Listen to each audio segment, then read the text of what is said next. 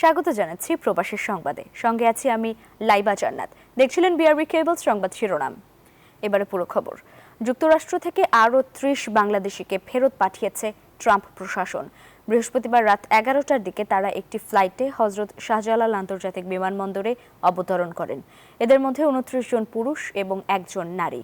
এই নিয়ে এখন পর্যন্ত দেশে ফেরত আসা বাংলাদেশির সংখ্যা ২০০ জনের কাছাকাছি। ২০ জানুয়ারি মার্কিন প্রেসিডেন্ট ডোনাল্ড ট্রাম্প শপথ নেয়ার পর ২৯ জানুয়ারি নির্বাহী আদেশে দেশটিতে অবৈধভাবে অবস্থানকারীদের নিজ দেশে ফেরত পাঠানোর প্রক্রিয়া শুরু হয়। ভারত, ব্রাজিল সহ অনেক দেশের নাগরিকদের হাত কড়া পরিয়ে দেশে ফেরত পাঠানোয় প্রশ্ন তোলেন মানবাধিকার কর্মীরা। তবে বাংলাদেশিদের বেলায় এমন ঘটনা ঘটেনি। ইতালিতে প্রবাসীদের রেমিটেন্সের টাকা নিয়ে লাপাত্তা হয়েছে ফার্স্ট সিকিউরিটি ইসলামী মানি এক্সচেঞ্জ নামের একটি প্রতিষ্ঠান। গ্রাহকদের আকৃষ্ট করতে বৈধ পথে রেমিটেন্স পাঠানোর জন্য দেয়া হতো বাড়তি বিনিময় রেট, আর সেই প্রলোভনে খোয়া গেছে প্রায় ১২ কোটি টাকার সমপরিমাণ ইউরো। ইতালি থেকে সাইফুল ইসলামের তথ্য, ছবিতে ডেস্ক রিপোর্ট। ইতালির বিভিন্ন মানি এক্সচেঞ্জ অফিস ক্ষতিগ্রস্ত। এই ঘটনায় বিপাকে পড়েছেন প্রবাসী বাংলাদেশি শ্রমিক ও ক্ষুদ্র ব্যবসায়ীরা। অনেকেই জরুরি প্রয়োজনে দেশে টাকা পাঠালেও নির্ধারিত সময়ে ব্যাংকে জমা হয়নি সে অর্থ, ফলে গ্রাহকের চাপের মুখে পড়েছেন স্থানীয় দোকানদাররা। আজকে আমরা ৬০ জনের মতো আসছি। যদি আমাদের ফলাফল আশানুরূপ না হয়, তাহলে আমরা পরবর্তীতে এরকম ১২০০-১৩০০ জন নিয়ে আমরা আসবো ইনশাল্লাহ। কারণ এখানে আমাদের একার টাকা না, এখানে পুরো প্রত্যেকের রিমিটেন্স, প্রত্যেকটা পার্সনের টাকাগুলো আমাদের দ্বারা পাঠাইছে। এই পরিস্থিতি সমাধানে রোমের বাংলাদেশ দূতাবাস বরাবর লিখিত আবেদন করেছেন ভুক্তভোগীরা। দূতাবাস জানিয়েছে বিষয়টি খতিয়ে দেখা হচ্ছে, পাশাপাশি বাংলাদেশ ব্যাংকের সাথেও যোগাযোগ করা হবে। আমি বাংলাদেশ সরকারের কাছে বিনীত অনুরোধ করতেছি, আমরা সবাই বিনীত, আবারও বলতেছি, বিনীত অনুরোধ করতেছি, আপনারা আমাদেরকে আর এরকম ভাবে আমাদের সমস্যার ভিতরে ফেলে রাখেন না। এদিকে রোমের ফার্স্ট সিকিউরিটি ইসলামী মানি এক্সচেঞ্জ শাখার কর্মকর্তাদের সাথে একাধিকবার যোগাযোগ করার চেষ্টা করা হলেও সফল হয়নি। তবে গুঞ্জন উঠেছে প্রতিষ্ঠানটি ইতিমধ্যে বিক্রি হয়ে গেছে। প্রবাসীদের কষ্টার্জিত অর্থ নিয়ে প্রতারণা এই ঘটনায় ইতালি জুড়ে উদ্বেগ ছড়িয়ে পড়েছে। এখন সকলের অপেক্ষা সরকারি পদক্ষেপের মাধ্যমে দ্রুত সমাধান আসবে কিনা। Desk report, news 24। যথাযোগ্য মর্যাদা ও ধর্মীয় উচ্ছ্বাসের মধ্য দিয়ে মালদ্বীপে পালিত হল পবিত্র ঈদে মিলাদুন্নবী। সৃষ্টি জগতের শ্রেষ্ঠ মহামানব ও বিশ্বনবী হজরত মুহাম্মদ সাল্লাল্লাহু আলাইহি ওয়াসাল্লামের দুনিয়ায় আবির্ভাব স্মরণে রাষ্ট্রীয়ভাবে ঘোষণা করা হয় একদিনের সরকারি ছুটি। শতভাগ মুসলিম অধ্যুষিত দ্বীপরাষ্ট্রে মালদ্বীপে পবিত্র রবিউল আউয়ালের দ্বাদশ দিবসকে ঘিরে রাজধানীর মালে ও প্রত্যন্ত দ্বীপাঞ্চলগুলোতে সূর্যাস্তের প্রাক্কালে সমবেত হতে থাকেন ধর্মপ্রাণ মুসল্লিরা মসজিদে। আজকে এমন একটি দিন, ঈদ মিলাদুন্নবী সাল্লাল্লাহু আলাইহি ওয়াসাল্লাম। এই দিনে আল্লাহর নবী দুনিয়ার মধ্যে আগমন করেছেন, আর এই দিনে আমরা সকল প্রবাসীরাই আমরা মিলাদ মাহফিল এবং দোয়ার মধ্যে থাকি, নফল ইবাদত করি। এই দিনে আল্লাহ রাব্বুল আলামিন রহমত আমাদের দুনিয়ার মধ্যে নাজিল করেছেন। আমরা সকলেই আল্লাহর দরবারে রহমত কামনা করছি। অত্যন্ত বাপ-বীর্যের সাথে এটি পালন করছে। আমি নিজেও প্রোগ্রামে গিয়েছিলাম, খুব সুন্দর প্রোগ্রাম হচ্ছে। আমি মুসলিম উম্মাহ সকলকে পবিত্র ঈদে মিলাদুন্নবীর শুভেচ্ছা জানাচ্ছি। মুসলিম উম্মার শ্রেষ্ঠ নবী সাল্লাল্লাহু আলাইহি ওয়াসাল্লামের আগমনের স্মৃতিকে ঘিরে স্থানীয়দের পাশাপাশি প্রবাসী মুসলিমরাও আত্মশুদ্ধি ও স্রষ্টার সান্নিধ্য লাভের আশায় ইবাদত বন্দেগীতে মেতে ওঠেন। এছাড়াও মালদ্বীপের প্রবাসী বাংলাদেশিদের সামাজিক সংগঠনগুলো আয়োজন করে সিরাতুন নবী মাহফিল ও বিশেষ দোয়া। মহানবী সাল্লাল্লাহু আলাইহি ওয়াসাল্লামের সিরাত ও আদর্শের অনুশীলনের মধ্য দিয়ে প্রতিষ্ঠা করা সম্ভব শান্তি, ন্যায়পরায়ণতা ও বিশ্বভ্রাতৃত্ব। Desk report, news 24। যুক্তরাজ্যের স্ট্র্যাটফোর্ডের 157 লেইটনস্টোন রোডে আনুষ্ঠানিকভাবে যাত্রা শুরু করল এক্সেল টিউটরসের নতুন শাখা। এর উদ্বোধন করেন নিউহ্যামের ফরেস্ট গেট সাউথের কাউন্সিলর আনামুল ইসলাম। সকাল থেকে বিকাল পর্যন্ত দিন জুড়ে ছিল বিনামূল্যের মূল্যায়ন পরীক্ষা, ব্যক্তিগত লার্নিং প্ল্যান ও বিশেষ অফার। শিক্ষার্থীরা পেয়েছে ফ্রি স্টেশনারি সেট, আর এনরোলমেন্টে ছিল ১০০ পাউন্ড পর্যন্ত ছাড়। দিনভর চলা একাডেমিক পরামর্শ ও ক্যারিয়ার গাইডেন্স সেশনে অংশ নেন অভিভাবক ও শিক্ষার্থীরা। শিক্ষার্থী ও অভিভাবকদের অংশগ্রহণে প্রথম দিনটি ছিল উৎসাহব্যঞ্জক।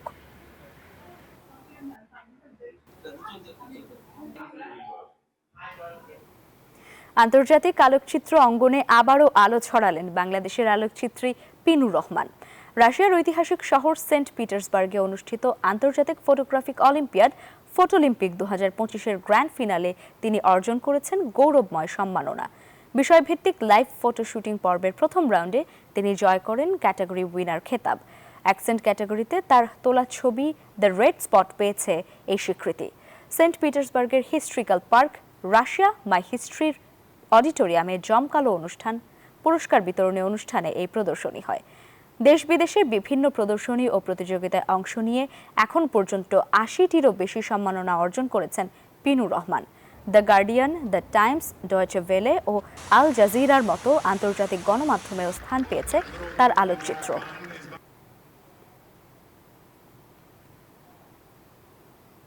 ইতালির রোমে প্রবাসী নরসিংদী জেলা সমিতির আয়োজনে অনুষ্ঠিত হলো কেয়া হত্যার প্রতিবাদ সভা।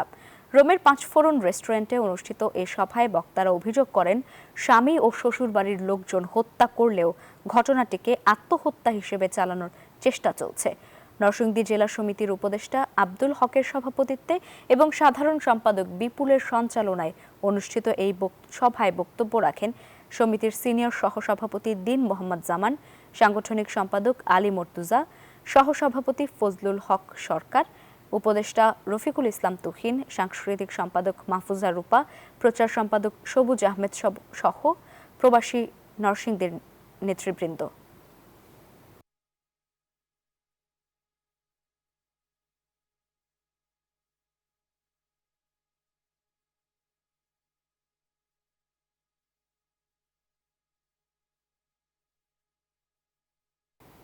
চীনের বাংলাদেশ জাতীয়তাবাদী দল বিএনপির 47তম প্রতিষ্ঠাবার্ষিকী উপলক্ষে আলোচনা সভার আয়োজন করা হয়। বিএনপির বৃহত্তর চীন শাখার উদ্যোগে গুয়াংজু ও শেনজেন শহরে এই আলোচনা সভা অনুষ্ঠিত হয়, যা ছিল দেশের গৌরবময় ইতিহাস, গণতন্ত্রের সংগ্রাম এবং দলের ভবিষ্যৎ কার্যক্রম নিয়ে আলোচনা ও সংহতি প্রকাশের মঞ্চ। চীন বিএনপি নেতা আসিফ হক রূপু সঞ্চালনায় সভায় সভাপতিত্ব করেন চীন বিএনপির নেতা সাখাওয়াত হোসেন কানুন। দেশটিতে বসবাসরত শতাধিক বাংলাদেশি এবং বিএনপি ও এর অঙ্গ সংগঠনের নেতাকর্মী এই সভায় উপস্থিত ছিলেন।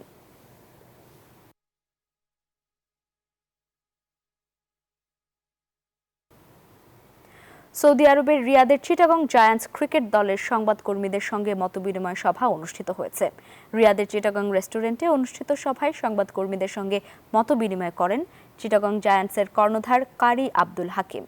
দলের মধ্যে থাকছে 2 জন জাতীয় সাবেক ক্রিকেটার এবং সৌদি আরব জাতীয় দলের ক্যাপ্টেন মোহাম্মদ হিসাম।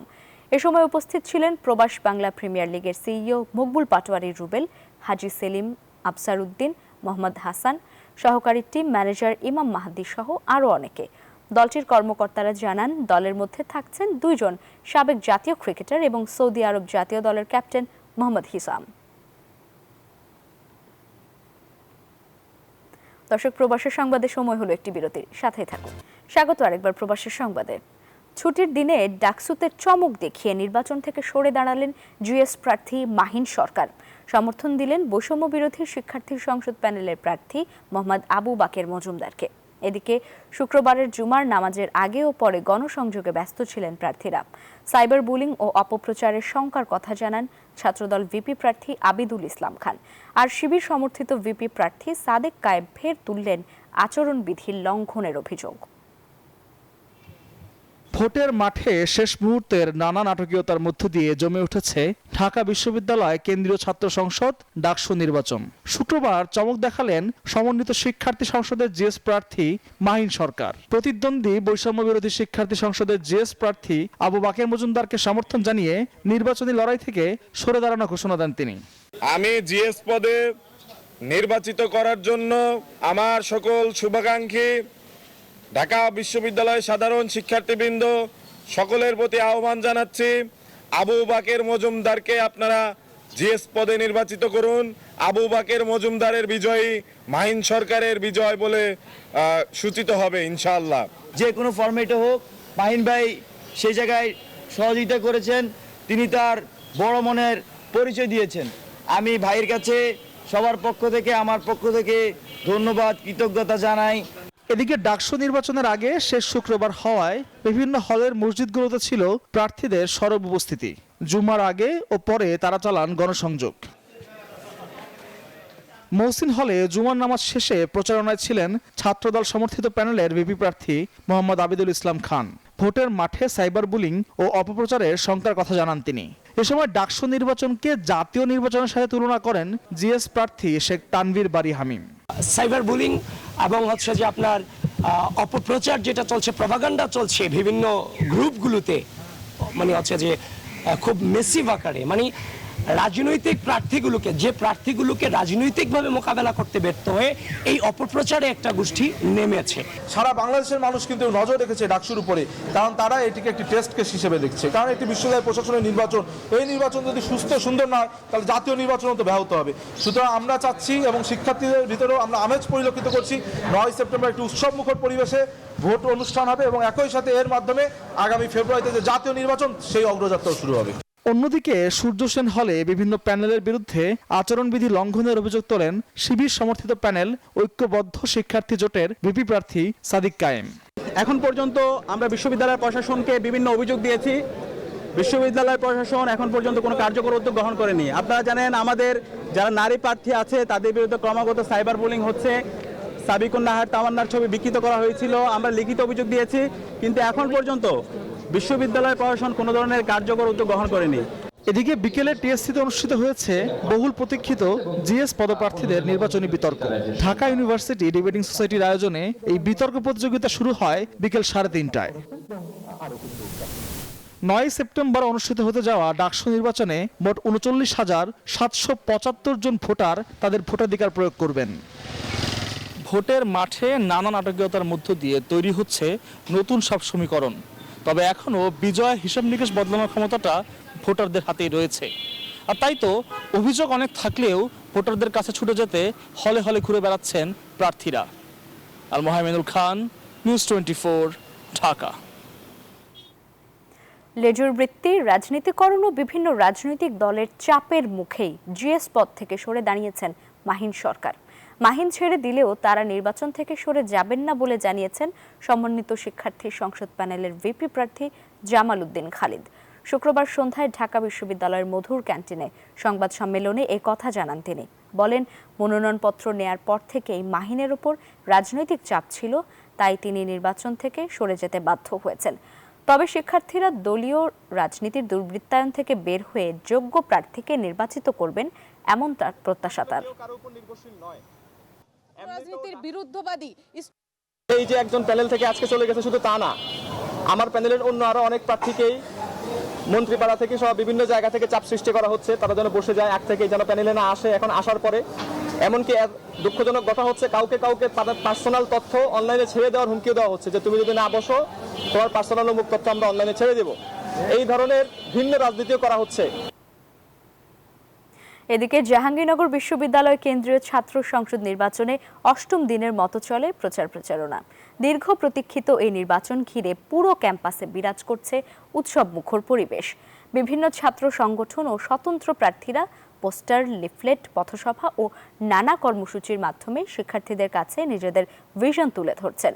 হল, ডিপার্টমেন্ট, ক্যাফেটেরিয়া, মিলনায়তন ও বটতলা সবখানে চলছে প্রচারণা। অনেকে আচরণবিধি ভঙ্গ করে তাদের লিফলেট বা পোস্টারগুলো বিভিন্ন জায়গায় দেওয়ালে আটকাচ্ছে। ডোপ টেস্টের ব্যাপারটাকে অবশ্যই স্বাগত জানাচ্ছি, কিন্তু এটা করা উচিত ছিল যে আমাদের যখন খসড়া তালিকা দেওয়া হচ্ছে সেই মুহূর্তে। ছাত্ররা বিশ্ববিদ্যালয়ে আসা যাওয়া করছে এবং বিভিন্ন প্রচারণায় অংশগ্রহণ করছে। শিক্ষার্থীদের সবচেয়ে বড় একটা বাধা এখন সেটা পরিবহনের সমস্যা। এই পরিবহন সমস্যাকে দূর করার জন্য আমরা ইতিমধ্যে প্রশাসনের সাথে কথা বলেছি। অসুস্থ থাকায় প্রায় 1 মাস 7 দিন পর জনতার সামনে এলেন জামায়াতের আমির ডাক্তার শফিকুর রহমান। শুক্রবার দুপুরে মিরপুরে ফ্রি হেলথ ক্যাম্পে অংশ নেন তিনি। বলেন, যারা হাঁচি কাশি হলেই বিদেশে যান তাদের জন্য তার দেশে চিকিৎসা নেওয়া একটা প্রতিবাদ। ভয়ে শঙ্কামুক্ত বাংলাদেশ বিনির্মাণ করতে জনগণকে জামায়াতের পাশে থাকার আহ্বান জানান শফিকুর রহমান। গত ১৯ জুলাই রাজধানীর সোহরাওয়ার্দী উদ্যানে জামাতের জাতীয় সমাবেশে হঠাৎ শারীরিকভাবে অসুস্থ হয়ে পড়েন ডাক্তার শফিকুর রহমান। ২ আগস্ট দেশের একটি হাসপাতালে জামাত আমিরের বাইপাস সার্জারি হয়। ১ মাসেরও বেশি সময় পর রাজনীতির মাঠে ফিরলেন জামায়াত আমির। শুক্রবার মিরপুরের মণিপুর স্কুলে ফ্রি মেডিকেল ক্যাম্পের এই আয়োজন করে জামায়াতে ইসলাম। অসুস্থতার কারণে দীর্ঘ ১ মাস ৭ দিন পর এই মেডিকেল ক্যাম্পে অংশ নেন দলটির আমির ডাক্তার শফিকুর রহমান। ক্যাম্প পরিদর্শন শেষে সংক্ষিপ্ত আলোচনা সভায় কথা বলেন জামায়াতের আমির। এ সময় সুস্থতার জন্য শুকরিয়া আদায় করে বলেন, যারা হাঁচি কাশি হলেই বিদেশে যান তাদের জন্য তার দেশে চিকিৎসা নেওয়া একটা প্রতিবাদ। আমার বাংলাদেশে চিকিৎসা নেওয়াটা ছিল, যারা অল্প কিছু হলেই হাঁচি কাশি হলেই বিদেশে দৌড় দেন তাদের সেই উদ্যোগের প্রতিবাদ। কেন যাবেন? বিশেষ করে রাজনৈতিক মহলের বন্ধুদেরকে বলবো, যে চিকিৎসা একেবারেই বাংলাদেশের প্রাপ্যতা নাই, পাওয়া যায় না, তার জন্য যান, আমার কোনো আপত্তি নাই।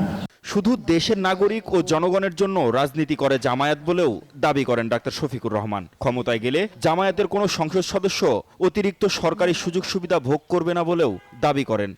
আগামীতে বাংলাদেশ জামাত ইসলামী থেকে যারা নির্বাচিত হবেন তারা সরকারের কোনো প্লট অল্প মূল্যে গ্রহণ করবেন না ইনশাআল্লাহ।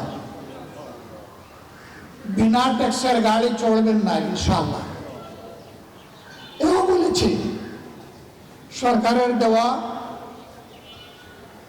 ন্যায্য যে সমস্ত সুযোগ সুবিধা আছে তার কতটুকু না নিয়ে পারা যায় তাও আমরা বিবেচনা।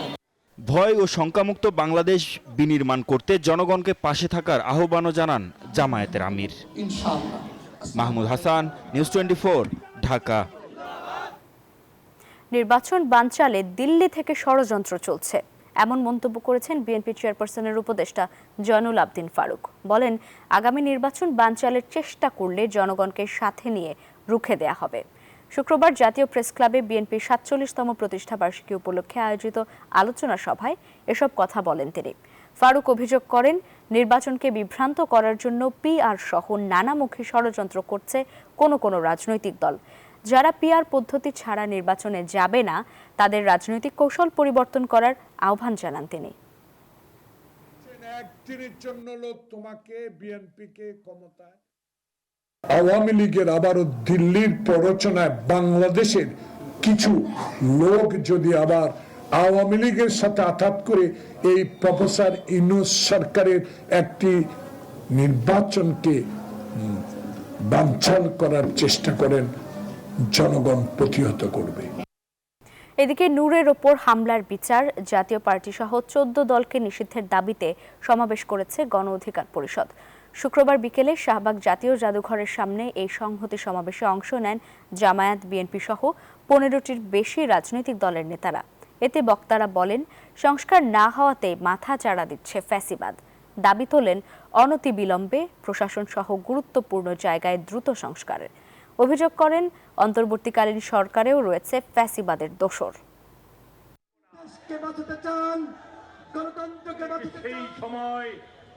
একজন মহিলা সময় মতো পাশে আমার কোন ভাইয়ের শরীর থেকে, কোন জুলাই যোদ্ধার শরীর থেকে যদি রক্ত ঝরে, যারা রক্ত ঝরাবে তার গায়ে কি পোশাক আছে, কি রঙের পোশাক আছে তা দেখবার টাইম কিন্তু আমাদের নয়। এইরকম স্বরাষ্ট্র উপদেষ্টা বিপ্লব পরবর্তী সময়ে একটি অন্তর্বর্তীকালীন সরকারের উপদেষ্টা হতে পারে না। সুতরাং অবশ্যই এই স্বরাষ্ট্র উপদেষ্টাকে পদত্যাগ করতে হবে। প্রবাসের সংবাদে সময় হলো আরও একটি বিরতির, সাথে থাকুন। স্বাগত আরেকবার প্রবাসের সংবাদে। এবারে আন্তর্জাতিক সংবাদ। থাইল্যান্ডের সংসদে ভোটাভুটির মাধ্যমে দেশটির নতুন প্রধানমন্ত্রী নির্বাচিত হলেন আনুতিন চার্নবিরাকুল। ভূমি জাইথাইক দলের এই নেতা সংসদে বিপুল সমর্থন পেয়ে প্রধানমন্ত্রী নির্বাচিত হন। জনপ্রিয় এই রাজনীতিক 2022 সালে ক্যানাবিস অবৈধতা বিলোপে গুরুত্বপূর্ণ ভূমিকা রাখেন। দায়িত্ব নিয়ে তিনি ঘোষণা করেছেন, ক্যানাবিস নীতি ও সাংবিধানিক সংস্কার দ্রুত করা হবে এবং আগামী 4 মাসের মধ্যেই নতুন নির্বাচন অনুষ্ঠিত হবে।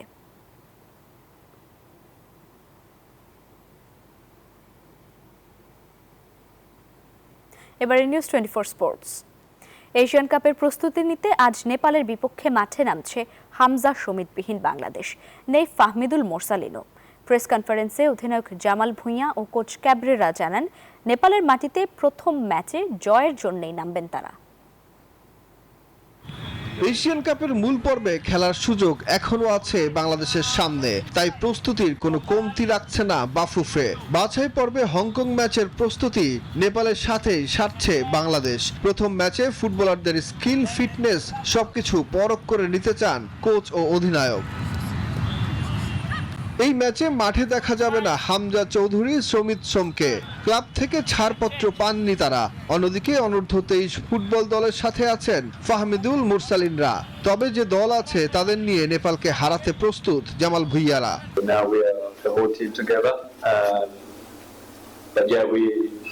We've been looking forward to these matches because they're very important for us, because we have next month Asian Cup qualifiers against Hong Kong, so for us these two matches is very important. শিশুদের নিয়ে প্রত্যাশা দিন দিন বাড়ছে coach Javier কাবরেরার। Asian cup বাছাইয়ে Hong Kong ম্যাচের আগে আরো শক্তিশালী হবে লাল সবুজরা, প্রত্যাশা স্প্যানিশ কোচের। We do believe that the practice matches in Bangladesh were very important, and these two matches in Nepal are going to be even more important. নেপালের কাঠমান্ডুর দশরথ রঙ্গশালা স্টেডিয়ামে শনিবার সন্ধ্যা 5:30টায় স্বাগতিকদের বিপক্ষে মাঠে নামবে বাংলাদেশ। সুখন সরকার, নিউজ 24। বিসিবি নির্বাচনে অংশ নেবেন না আকরাম খান। ভারত থেকে নিউজ 24-কে নিজেই বিষয়টি নিশ্চিত করেন এই বোর্ড পরিচালক। ব্যক্তিগত কাজে ভারতে অবস্থান করছেন আকরাম খান, আর সেখান থেকেই জানান অক্টোবরে অনুষ্ঠেয় বিসিবি নির্বাচনে অংশ নেবেন না তিনি। এর আগে ক্রিকেট বোর্ডে একাধিক দায়িত্বে দেখা গেছে আকরাম খানকে। নির্বাচন না করার কারণ হিসেবে তিনি জানান, তরুণরা বোর্ডে আসতে শুরু করেছে, সেজন্য তিনি সরে যাচ্ছেন। আর তামিম ইকবাল নির্বাচনে অংশ নেয়ার ঘোষণা দেয় একই পরিবারের একাধিক লোক বোর্ডে থাকুক, সেটি পছন্দ না আকরামের। এর আগে মাহবুবুল আনামও ঘোষণা দিয়েছিলেন নির্বাচনে অংশ না নেয়ার। আর এই ছিল নিউজ 24 প্রবাসী সংবাদে। ধন্যবাদ সবাইকে সঙ্গে থাকার জন্য।